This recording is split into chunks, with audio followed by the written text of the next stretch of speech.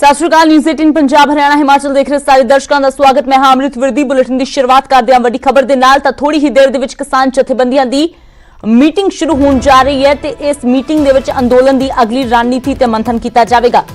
सरकार दे नाल गलबात जारी रखण ते भी चर्चा इस मीटिंग दे विच संभव मनी जा रही है, क्योंकि सरकार ने हुण जो गेंद है वह किसानां दे पाले विच सुੱਟ दित्ती है। सरकार गलबात दे लई तैयार है।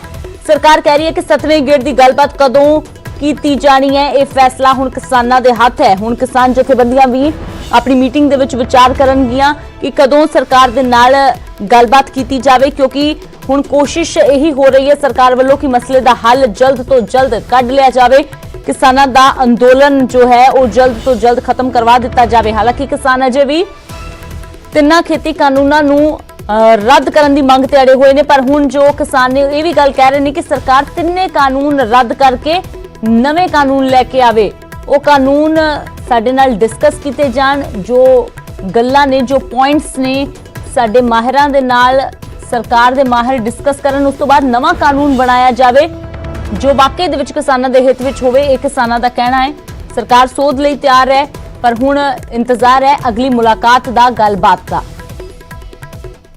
लगातार सरकार नाल गलबात करनगे, किवें मसले का हल निकलेगा, किवें तुसीं मसले का हल किवें निकलता हुआ नज़र आ रहा है, क्योंकि सरकार ने रुख साफ करता है कानून रद्द नहीं होणगे। वो कह रहे कि अगर होर सोध करन दी जरूरत है, होर सोध किया जा सकता है। तो जथेबंदियां की सोच रही है मसले का हल निकलेगा किवें? ਇਹਦਾ ਹੱਲ ਦਾ ਮਤਲਬ ਹੁੰਦਾ ਹੈ ਵਿਚਾਲਣਾ ਰਸਤਾ ਕੱਢ ਲਓ। ਵਿਚਾਲਣਾ ਰਸਤਾ ਅਸੀਂ ਨਹੀਂ ਕੱਢਾਂਗੇ, ਹੱਲ ਹੋਵੇ ਨਾ ਹੋਵੇ। ਰੁੱਦੂ ਸਿੰਘ ਨਹੀਂ ਕਦੇ ਕਹੂਗਾ ਵਿਚਾਲਣਾ ਰਸਤਾ ਕੱਢੋ, ਨਾ ਕਹਾ ਜਿਹਦਾ ਮਰਜ਼ੀ ਦਬਾਅ ਪਾ ਲੇ। ਬਥੇਰੇ ਮੇਰੇ ਕੋਲੇ ਫੋਨ ਆਉਂਦੇ ਨੇ, ਆਈ ਜਾਂਦੇ ਨੇ, ਜਾਈ ਜਾਣ, ਕੋਈ ਮੈਨੂੰ ਡਿੱਕਾ ਨਹੀਂ। ਤੁਸੀਂ ਕਹਿ ਰਹੇ ਹੋ ਕਾਨੂੰਨ ਰੱਦ ਹੋਣ, ਇਸ ਤੋਂ ਘੱਟ ਕੁਝ ਨਹੀਂ, ਘੱਟ ਸਵਾਲ ਹੀ ਨਹੀਂ ਪੈਦਾ ਸੀ। ਜੇ ਫਿਰ ਇਸ ਤੋਂ ਬਾਅਦ ਪਿੱਛੇ ਹਟਾਂਗੇ ਫਿਰ ਅਸੀਂ ਨਹੀਂ ਜਾਂਦੇ ਪੰਜਾਬ 'ਚ। ਮੈਂ ਪਹਿਲਾਂ ਕਈ ਵਾਰ ਕਹਿ ਚੁੱਕਿਆ।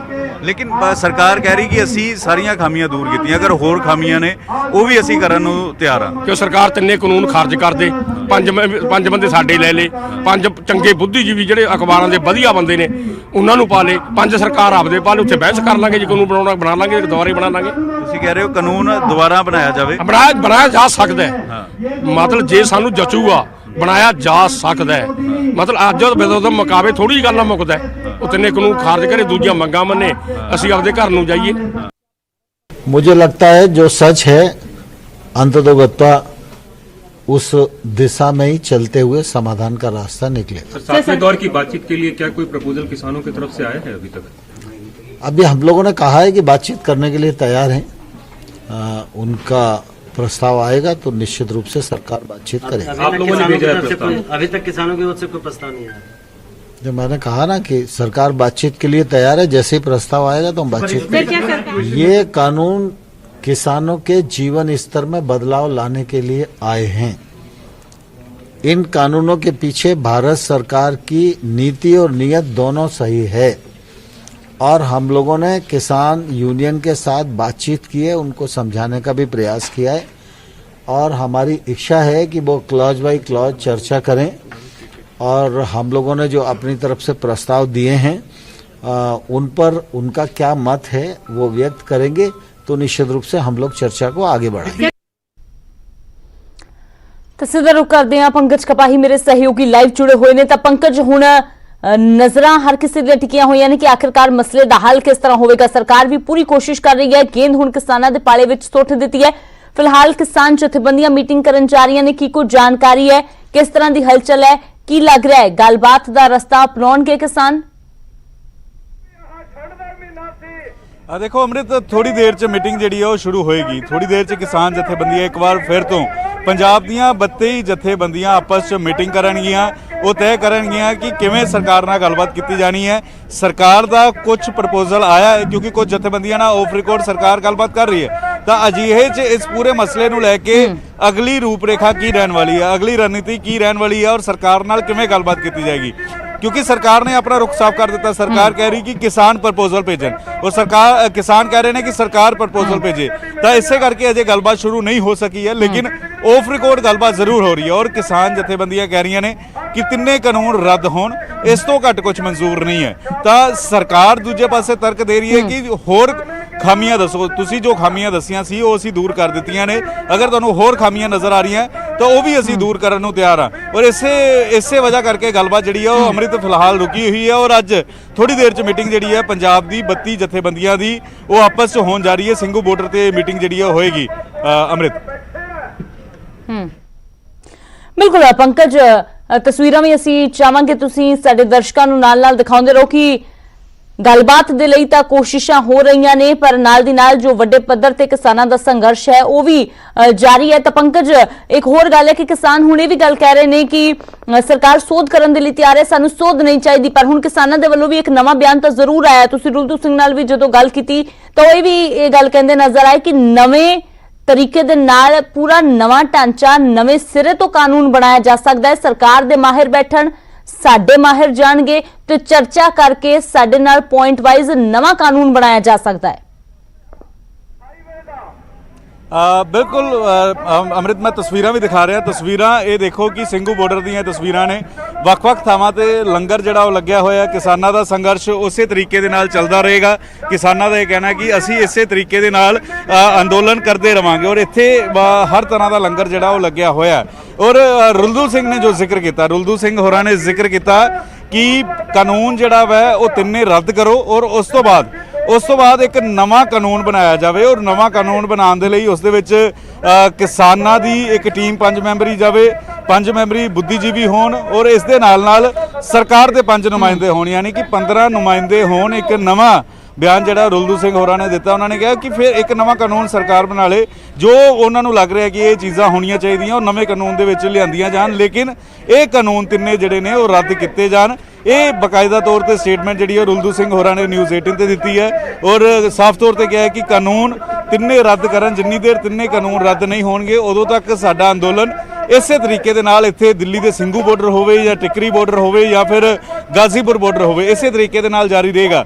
ਔਰ ਗੱਲਬਾਤ ਕਰਨ ਲਈ ਕਿਸਾਨ ਜਥੇਬੰਦੀਆਂ ਕਹਿ ਰਹੀਆਂ ਕਿ ਅਸੀਂ ਤਿਆਰ ਹਾਂ, ਅਸੀਂ ਸਰਕਾਰ ਜਦੋਂ ਵੀ ਬੁਲਾਏਗੀ ਅਸੀਂ ਗੱਲਬਾਤ ਕਰਨ ਲਈ ਜਾਵਾਂਗੇ, ਲੇਕਿਨ ਕਾਨੂੰਨ ਰੱਦ ਕੀਤੇ ਜਾਣ ਔਰ ਇੱਕ ਨਵਾਂ ਕਾਨੂੰਨ ਜਿਹੜਾ ਉਹ ਬਣਾਇਆ ਜਾਵੇ। ਅੰਮ੍ਰਿਤ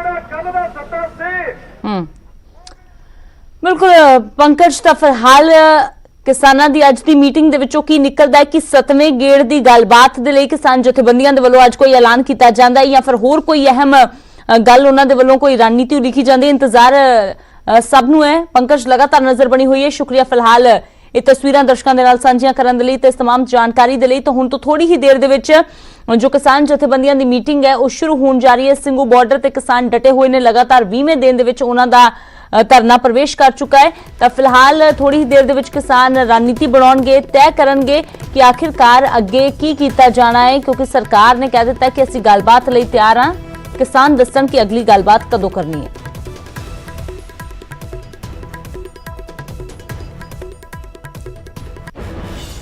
ਤੇ ਉਧਰ ਬਲਬੀਰ ਸਿੰਘ ਰਾਜੇਵਾਲ ਦੇ ਸਮਰਥਨ ਦੇ ਵਿੱਚ ਵੀ ਕਿਸਾਨ ਆਗੂ ਨਿਤਰਨੇ ਸ਼ੁਰੂ ਹੋ ਗਏ ਨੇ।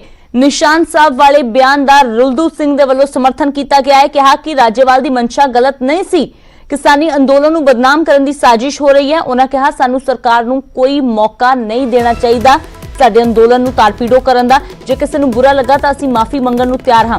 ਦੱਸ ਦਈਏ ਕਿ ਬਲਬੀਰ ਸਿੰਘ ਰਾਜੇਵਾਲ ਨੇ ਕੱਲ ਅੰਦੋਲਨ 'ਚ ਪਹੁੰਚੇ ਕਿਸਾਨਾਂ ਨੂੰ ਨਿਸ਼ਾਨ ਸਾਹਿਬ ਹਟਾਉਣ ਅਤੇ ਨਿਹੰਗ ਸਿੰਘਾਂ ਨੂੰ ਵਾਪਸ ਜਾਣ ਦੀ ਅਪੀਲ ਕੀਤੀ ਸੀ। ਤਾਂ ਇਸ ਬਿਆਨ ਦੇ ਜੋ ਉਹਨਾਂ ਦੇ ਵੱਖੋ-ਵੱਖ ਮਾਇਨੇ ਕੱਢ ਲਏ ਗਏ। ਹਾਲਾਂਕਿ ਰਾਜੇਵਾਲ ਦੇ ਵੱਲੋਂ ਇਹ ਬਾਰ-ਬਾਰ ਸਪਸ਼ਟੀਕਰਨ ਦਿੱਤਾ ਗਿਆ ਕਿ ਉਹਨਾਂ ਦੀ ਮਨਸ਼ਾ ਗਲਤ ਨਹੀਂ ਸੀ, ਪਰ ਸਿਰਫ ਉਹਨਾਂ ਦੇ ਅੰਦੋਲਨ ਨੂੰ ਕਿਸੇ ਤਰ੍ਹਾਂ ਦੀ ਕੋਈ ਢਾਹ ਨਾ ਲੱਗੇ ਜਾਂ ਧਰਮ ਦਾ ਰੰਗ ਉਸ ਨੂੰ ਦੇਣ ਦੀ ਕੋਸ਼ਿਸ਼ ਨਾ ਹੋਵੇ। ਇਹ ਨਾ ਲੱਗੇ ਕਿ ਇਸ ਕਿਸਾਨੀ ਅੰਦੋਲਨ ਨੂੰ ਧਾਰਮਿਕ ਰੰਗ ਦਿੱਤਾ ਜਾ ਰਿਹਾ ਹੈ। ਇਸ ਲਈ ਉਹਨਾਂ ਨੇ ਕਿਹਾ ਕਿ ਮੈਂ ਕਿਹਾ ਸੀ ਕਿ ਇੱਥੇ ਸਿਰਫ ਕਿਸਾਨਾਂ ਦੇ ਝੰਡੇ ਲੱਗੇ ਨਜ਼ਰ ਆਉਣ। ਤਾਂ ਹੁਣ ਜੋ ਰਾਜੇਵਾਲ ਦੇ ਹੱਕ ਦੇ ਵਿੱਚ ਰੁਲਦੂ ਸਿੰਘ ਵੀ ਸਾਹਮਣੇ ਆਏ ਨੇ ਤੇ ਕਿਹਾ ਕਿ ਰਾਜੇਵਾਲ ਦੀ ਮਨਸ਼ਾ ਗਲਤ ਨਹੀਂ ਸੀ। ਮਸਲਾ ਹੋਰ ਉੱਠਿਆ ਉਹ ਹੈ ਬਲਬੀਰ ਸਿੰਘ ਰਾਜੇਵਾਲ ਦੀ ਸਟੇਟਮੈਂਟ। ਬਲਬੀਰ ਸਿੰਘ ਰਾਜੇਵਾਲ ਨੇ ਜਦੋਂ ਸਟੇਜ ਦੇ ਉੱਤੇ ਉਹਨਾਂ ਨੇ ਇਹ ਕਿਹਾ ਕਿ ਨਿਸ਼ਾਨ ਸਾਹਿਬ ਉੱਥੇ ਨਹੀਂ ਲਗਾਉਣਾ ਚਾਹੀਦਾ ਔਰ ਨਾਲ ਇਹ ਵੀ ਕਿਹਾ ਕਿ ਜਿਹੜੇ ਨਿਹੰਗ ਨੇ ਉਹ ਵਾਪਸ ਚਲੇ ਜਾਣ। ਉਸ ਨੂੰ ਲੈ ਕੇ ਸੋਸ਼ਲ ਮੀਡੀਆ ਤੇ ਵਿਰੋਧ ਵੀ ਹੋ ਰਿਹਾ, ਚਰਚਾ ਵੀ ਹੋ ਰਹੀ ਹੈ। ਕਿਸ ਤਰੀਕੇ ਨਾਲ ਕਿਸਾਨ ਆਗੂ ਦੇਖ ਰਹੇ ਨੇ। ਰੁਲਦੂ ਜੀ, ਕਿਵੇਂ ਤੁਸੀਂ ਦੇਖਦੇ ਹੋ ਇੱਕ ਸਟੇਟਮੈਂਟ ਜੋ ਬਲਬੀਰ ਸਿੰਘ ਰਾਜੇਵਾਲ ਹੋਰਾਂ ਨੇ ਦਿੱਤੀ, ਉਹਨਾਂ ਨੇ ਜੋ ਗੱਲਾਂ ਕਹੀਆਂ, ਕਿਸਾਨ ਜਥੇਬੰਦੀਆਂ ਕਿਸ ਤਰੀਕੇ ਨਾਲ ਦੇਖ ਰਹੀਆਂ? ਬਲਬੀਰ ਸਿੰਘ ਰਾਜੇਵਾਲ ਸਾਡਾ ਇੱਕ ਬਜ਼ੁਰਗ ਨੇਤਾ ਹੈ। ਅਸੀਂ ਵੀ ਕੁਛ ਸਿੱਖਿਆ ਮੈਂ ਉਹ ਤੋਂ ਲਈ ਆ। ਪਹਿਲਾਂ ਉਹਦੇ ਅਸੀਂ ਥੱਲੇ ਕੰਮ ਕੀਤਾ ਹੈਗਾ। ਉਹਨੇ ਮਨੋਂ ਭਾਵਨਾ ਲਾ ਕੇ ਕਿਸੇ ਦੇ ਗਲਤ ਗੱਲ ਨਹੀਂ ਕਹੀ। ਠੀਕ ਹੈ, ਬਜ਼ੁਰਗ ਬੰਦੇ ਨੇ, ਉਹ ਆਪਦੀ ਔਲਾਦ ਨੂੰ ਸਮਝਾਉਣਾ ਚਾਹੁੰਦੇ ਹੁੰਦੇ ਨੇ, ਕਈ ਵਾਰਾਂ ਉਲਟ ਜਾਂਦੀ ਹੈਗੀ। ਪਰ ਜੇ ਕਿਸੇ ਨੂੰ ਇਸ ਗੱਲ ਦਾ ਉਲਟ ਗੱਲ ਸਾਡੇ ਬਜ਼ੁਰਗਾਂ ਦੀ ਲੱਗੀ ਹੈ, ਮੈਂ ਸਟੇਜ ਤੇ ਵੀ ਕਿਹਾ, ਪਹਿਲਾਂ ਵੀ ਕਹਿਤਾ ਵੀ ਮੈਂ ਆਪਦੇ ਕਰਨੀ ਉਸ ਗੱਲ ਦੀ ਸੌਰੀ ਫੀਲ ਕਰਦਾ ਜੇ ਕੋਈ ਗੱਲ ਤੋਂ ਵੀ ਹੈ। ਸਾਨੂੰ ਇੱਧਰ ਬਾਅਦ ਚ ਲੀਡਰਾਂ ਨੂੰ ਵੀ ਪੈਣਾ ਨਹੀਂ ਚਾਹੀਦਾ, ਮੇਰੀ ਇਹੀ ਬੇਨਤੀ ਹੈ। ਕੋਈ ਅਸੀਂ ਇਹੋ ਜਿਹਾ ਬਿਆਨ ਜਿਵੇਂ ਕੱਲ ਚੱਲ ਵੀ ਜੇ ਕਹੀ ਤਾਂ ਗੱਲ ਸਿਆਣੀ ਸੀ।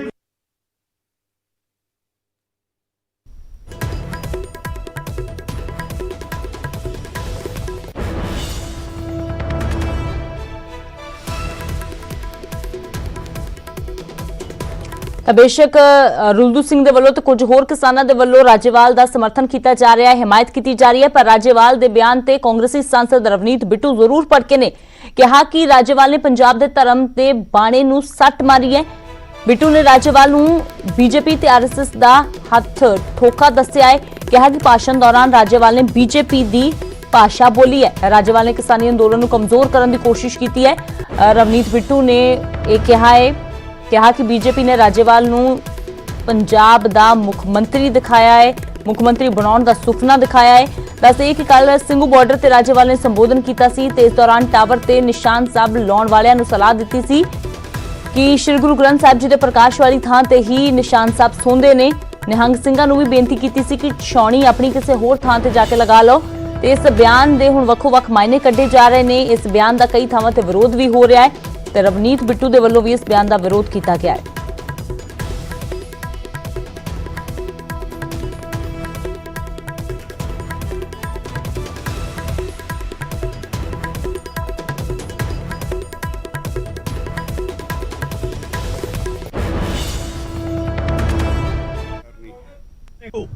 ਤਿੰਨ ਗੱਲਾਂ ਉਹਨਾਂ ਨੇ ਕਹੀਆਂ।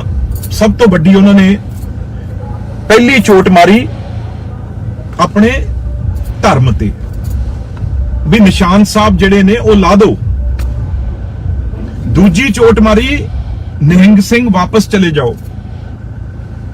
ਤੀਜੀ ਚੋਟ ਮਾਰੀ ਕਲਚਰ ਤੇ, ਡੀਜੇ ਵਾਲੇ ਜਿਹੜੇ ਉਹ ਡੈਕ ਵਜਾਉਂਦੇ ਆ ਸਿੰਗਰ, ਉਹ ਵਾਪਸ ਚਲੇ ਜਾਓ। ਇਹ ਕਿਵੇਂ ਆਪਾਂ ਭੁੱਲ ਗਏ ਵੀ ਇਹ ਕੋਈ ਲੀਡਰਾਂ ਦਾ ਕੋਈ ਜਮਾਵੜਾ ਨਹੀਂ ਇਕੱਠਾ ਕੀਤਾ ਹੋਇਆ। ਇਹ ਕੋਈ ਭਾਸ਼ਣ ਕਰਨ ਨੂੰ ਲੀਡਰਾਂ ਨੂੰ ਨਹੀਂ ਲੋਕ ਬੈਠੇ ਸੁਣਨ ਨੂੰ। ਇਹ ਗਲਤਫਹਿਮੀ ਚ ਕੋਈ ਇੱਥੇ ਪੰਜਾਬ ਢੁਕਿਆ ਹੋਇਆ ਏ, ਇੱਥੇ ਪੰਜਾਬ ਸਾਰਾ ਬੈਠਾ ਏ ਤੇ ਜਦੋਂ ਪੰਜਾਬ ਬੈਠਾ ਏ ਉੱਥੇ ਹਰ ਚੀਜ਼ ਆ। ਇਹ ਸਿੰਗਰਾਂ ਨੇ, ਗਾਉਣ ਵਾਲਿਆਂ ਨੇ ਐਸੇ ਲਫ਼ਜ਼ ਲਿਖਾਰੀਆਂ ਨੇ ਲਿਖੇ ਵੀ ਜਿਹੜੇ ਬੜੇ ਤੋਂ ਬੜੇ ਪੱਥਰ, ਬੜੇ ਤੋਂ ਬੜੇ ਬੈਰੀਅਰ, ਬੜੇ ਤੋਂ ਬੜੀਆਂ ਜਿਹੜੀਆਂ ਉਹਨਾਂ ਨੇ ਸਰਕਾਰਾਂ ਨੇ ਮੂਹਰੇ ਬੰਨ ਲਾਏ ਸੀ, ਇਹ ਗਾਣਿਆਂ ਦੇ, ਇਹ ਡੀਜੇ, ਇਹ ਜਿਹੜੇ ਡੈਕਾਂ ਦੇ ਜੋਸ਼ ਨਾਲ, ਬਾਣੀ ਦੇ ਜੋਸ਼ ਨਾਲ, ਨਿਹੰਗ ਸਿੰਘਾਂ ਦੇ ਜੋਸ਼ ਨਾਲ ਉਹ ਮਾਰੇ ਚੱਕ ਕੇ, ਪੱਤਿਆਂ ਨੂੰ ਉਡਾ ਕੇ ਮਾਰੇ। ਅੱਜ ਤੁਸੀਂ ਕਹਤਾ ਜੀ ਇਹ ਡੀਜੇ ਡੈਕ ਵਾਲੇ ਵੀ ਚਲੇ ਜਾਓ। ਇਹ ਨੌਜਵਾਨ ਸੀ। ਅੱਜ ਸਟੇਜ ਤੁਹਾਨੂੰ ਚਾਹੀਦੀ ਹੈ, ਬਸ ਸਿਰਫ ਤੁਹਾਨੂੰ ਸਟੇਜ ਚਾਹੀਦੀ ਆ। ਅੱਜ ਤੁਸੀਂ ਕਿਹਾ ਸੀ ਕਿਸੇ ਜਥੇਬੰਦੀ ਨੂੰ ਨਹੀਂ ਬੋਲਣ ਦਿੱਤਾ ਇੱਥੋਂ। ਵਾਹ, ਤੁਹਾਡੇ ਬੜੀ ਬਹੁਤ ਵੱਡੀ ਗੱਲ ਕੀਤੀ ਆ। ਇਹ ਤਾਂ ਦੁਨੀਆ 'ਚ ਕੋਈ ਐਸਾ ਜਗ੍ਹਾ ਨਹੀਂ ਕਿ ਜਿੱਥੇ ਆਪਣਾ ਨਿਸ਼ਾਨ ਸਾਹਿਬ ਨਹੀਂ ਝੂਲਦਾ, ਤੇ ਇੱਥੇ ਝੂਲਣ ਨੂੰ ਕਿਸੇ ਨੂੰ ਕੀ ਤਕਲੀਫ ਆ ਜੀ। ਤੇ ਇਹ ਜੀ ਅਸੀਂ ਲੱਤ ਤੇ ਨਹੀਂ ਮਾਰਦੇ ਇਹ ਜਿਹਿਆਂ ਨੂੰ ਜਿਹੜੇ ਸਾਡੇ ਨਿਸ਼ਾਨ ਸਾਹਿਬ ਹਟਾਉਣ ਨੂੰ ਕਹਿੰਦੇ ਆ, ਜਿਹੜੇ ਸਾਡੇ ਨਿਹੰਗ ਸਿੰਘਾਂ ਨੂੰ ਹਟਾਉਣ ਨੂੰ ਕਹਿੰਦੇ ਆ, ਜਿਹੜੇ ਸਾਡੇ ਕਲਚਰ ਨੂੰ ਹਟਾਉਣ ਨੂੰ ਚਾਹੁੰਦੇ ਆ। ਬਹੁਤ ਦਿਨਾਂ ਦਾ ਕਹਿ ਰਹੇ ਆ ਵੀ ਬੱਚਿਓ,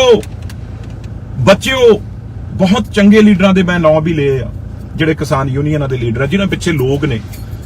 ਪਰ ਮੈਨੂੰ ਪਤਾ ਸੀ ਹੁਣ ਵੀ ਗੁੱਸਾ ਕਰਨਗੇ।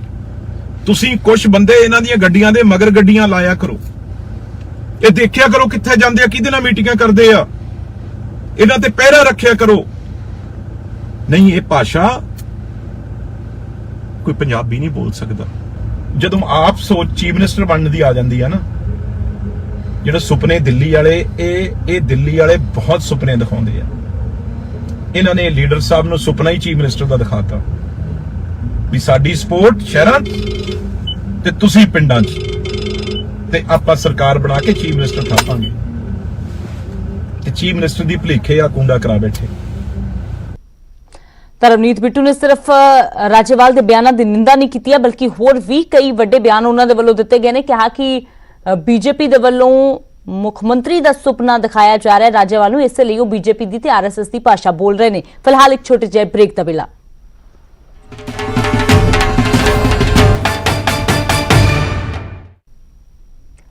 ब्रेक तो बाद एक बार फिर थोड़ा स्वागत है। अगली बड़ी खबर का रुख करते हैं। सुल्तानपुर लोधी दे विच एक नौजवान का कतल कर दिता गया है। विआह की पहली वर्षगांठ के दिन ही नौजवान का कतल कर दिता गया। मुलजमान ने नौजवान नूं गड्डी दे हेठ दरड़ दिता ते इह सारा कुछ एक मामूली विवाद तो बाद वापरिया। तीनों मुलजम फिलहाल मौके तो फरार हो गए ने। तलाश जारी है। घर दे विच विआह की वर्षगांठ मनाउण दीआं तैयारियां चल रही सी, पर अफसोस की जो ਵਿਆਹ वाला मुंडा सी जिसका 1 साल पहला ही विआह होया ते अज अपने विआह की पहली वर्षगांठ मौके ही वो इस दुनिया नूं अलविदा कह गया। तां परिवार दे विच मातम छाया है। नौजवान का कतल कर दिता गया है। तीनों मुलजम फिलहाल मौके तो फरार ने ते यह पूरा मामला एक मामूली जिहे विवाद नूं लैके शुरू होया ते इस विवाद तो बाद गल इस कदर वध गई कि तिन्नां मुलजमां ने इस नौजवान नूं गड्डी दे हेठ दरड़ दिता।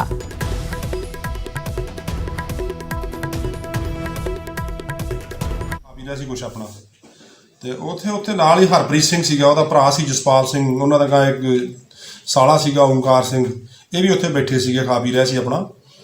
ਤੇ ਉੱਥੇ ਇਹਨਾਂ ਦਾ ਮਾਮੂਲੀ ਤਕਰਾਰ ਹੋਇਆ ਆਪਸ ਵਿੱਚ। ਮਾਮੂਲੀ ਤਕਰਾਰ ਤੋਂ ਬਾਅਦ ਦੇ ਵਿੱਚ ਜਿਹੜਾ ਹੈਗਾ ਇਹਨਾਂ ਕੋਲ ਗੱਡੀ ਸੀ ਟਾਟਾ ਇਨੈਕਸਾ PB09AA 5555। ਇਹ ਗੱਡੀ ਦੇ ਵਿੱਚ ਹਰਪ੍ਰੀਤ ਨੇ ਫਿਰ ਬੈਠ ਕੇ ਤੇ ਗੱਡੀ ਨੂੰ ਉੱਪਰ ਚਾੜਤਾ ਇਹਦੇ ਆਪਣੇ ਦੇ ਰਵਿੰਦਰ ਕੁਮਾਰ ਰਿੱਕੀ ਦੇ। ਇਹਦੇ ਵੀ ਸੱਟ ਜ਼ਿਆਦਾ ਲੱਗ ਗਈ ਉੱਥੇ ਗੱਡੀ ਉੱਪਰ ਚੜ੍ਹਨ ਨਾਲ, ਤੇ ਇਹਦੀ ਹਸਪਤਾਲ ਜਾਂਦੇ ਦੌਰਾਨ ਮੌਤ ਹੋ ਗਈ। ਤੇ ਇਹਨਾਂ ਤੇ 370 ਨੰਬਰ ਮੁਕੱਦਮਾ ਅੰਡਰ ਸੈਕਸ਼ਨ 302 148 149 IPC ਥਾਣਾ ਸੁਲਤਾਨਪੁਰ।